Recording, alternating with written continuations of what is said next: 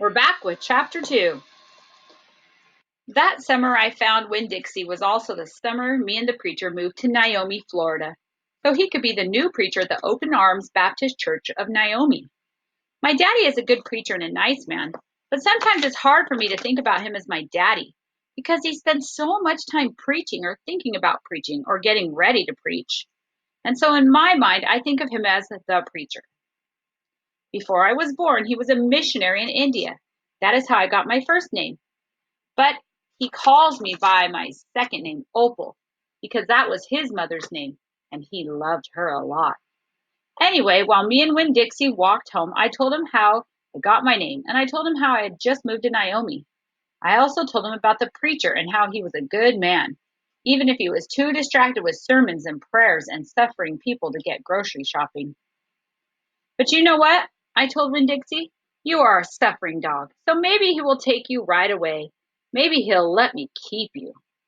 Winn-Dixie looked up at me and wagged his tail. He was the kind of limping like something was wrong with one of his legs. He was kind of limping like something was wrong with his legs. And I have to admit, he stunk. Bad. He was an ugly dog, but already I loved him with all my heart. When we finally got to the Friendly Corners trailer park, I told Winn-Dixie that he had to behave right and be quiet, because this was an adult trailer park, and the only reason I got to live in it was because the preacher was a preacher and I was a good, quiet kid. I was what the Friendly Corners trailer park manager, Mr. Alfred, called an exception, and I told Winn-Dixie he had to act like an exception too. Specifically, I told him not to pick any fights with Mr. Alfred's cats or Mrs. Detweiler's little yappy Yorkie dog, Samuel. Winn-Dixie looked up at me while I was telling him everything, and I swear he understood. Sit, I told him when we got to my trailer. He sat right down. He had good manners. Stay here, I told him.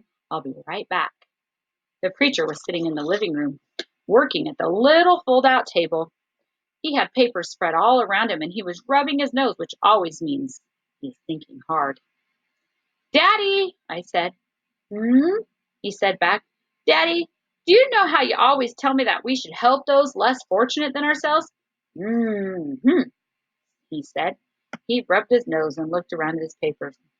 Well, I said, I found a less fortunate at the grocery store. Yes, sir. Is that right? Uh-huh, I told him. I stared at the preacher really hard. Sometimes he reminded me of a turtle hiding inside its shell, and in there thinking about things and not ever sticking his head out into the world. Daddy, I was wondering, could he stay with us for a while? Finally, the preacher looked up at me. Opal, he said, what are you talking about? I found a dog, I told him, and I want to keep him. No dogs, the preacher said. We've talked about this before. You don't need a dog. I know it, I said. I know I don't need a dog, but this dog needs me. Look, I said.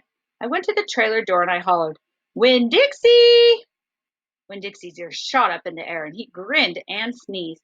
And then he came limping up the steps into the trailer and put his head right in the preacher's lap, right on top of the pile of papers. The preacher looked at Winn-Dixie. He looked at his ribs and his matted up fur and the places where he was bald. The preacher's nose wrinkled up. Like I said, the dog smelled pretty bad. Winn-Dixie looked up at the preacher.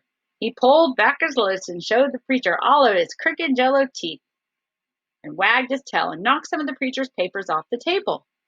Then he sneezed, and some more papers fluttered to the floor. What did you call this dog? The preacher asked. Winn-Dixie, I whispered. I was afraid to say anything too loud. I could see that Winn-Dixie was having a good effect on the preacher. He was making him poke his head out of his shell. Well, said the preacher, he's a stray if I've ever seen one. He put down his pencil and scratched Winn-Dixie behind the ears. And a less fortunate, too. That's for sure. Are you looking for a home? The preacher asked, real soft to Winn-Dixie. Winn-Dixie wagged his tail. Well, the preacher said, I guess you found one. Wow, her dad's been pretty nice. Okay, get your sticky note. Write chapter 2. Remember, we abbreviate chapter CH2. And then write a sentence or two about what we read in chapter 2. And that's it for the day. Bye-bye.